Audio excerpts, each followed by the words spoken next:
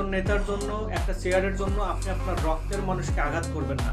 প্রিয় দেশবাসী, আসসালামু আলাইকুম। আগামী 12 তারিখ আমাদের জাতীয় সংসদ নির্বাচন। চারিদিকে উৎসবের আমেজ। একটু ভেবে দেখুন তো, ভোটের দিন যে লোকটা আপনার বিপক্ষ দলের স্লোগান দিচ্ছে সে কে? সে আপনার ভাই, আপনার চাচা, আপনার প্রতিবেশী অথবা আপনার গ্রামবাসী, যে আপনার বিপদে সবার আগে এগিয়ে আসে। কিন্তু আমরা বিগত নির্বাচনগুলোতে দেখেছি একজনের জেতার খুশিতে অন্যজনের ঘরে কান্নার রোল পড়ে যায়। রাজনীতির নেশায় মত্ত হয়ে দলের ভক্ত হয়ে নিজের ভাইয়ের বুকে গুলি চালায়, নিজের প্রতিবেশীর মাথায় লাঠি চালায়, নিজের প্রতিবেশীর ঘর পুড়িয়ে দেয়। মনে রাখবেন, নেতা কিংবা দল আপনার জানাজায় আসবে না। আপনার বিপদে এবং আপনার জানাজায় সবার প্রথম যে লোকটা আসবে সে হয় আপনার ভাই, আপনার চাচা অথবা আপনার প্রতিবেশী অথবা আপনার গ্রামবাসী। একজন নেতার জন্য, একটা চেয়ারের জন্য আপনি আপনার রক্তের মানুষকে আঘাত করবেন না।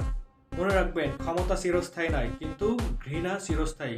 ভোট কেন্দ্র থেকে ফিরে এসে আমরা যেন আবার একসাথে বসে চা খেতে পারি, আড্ডা দিতে পারি, মিলেমিশে থাকতে পারি।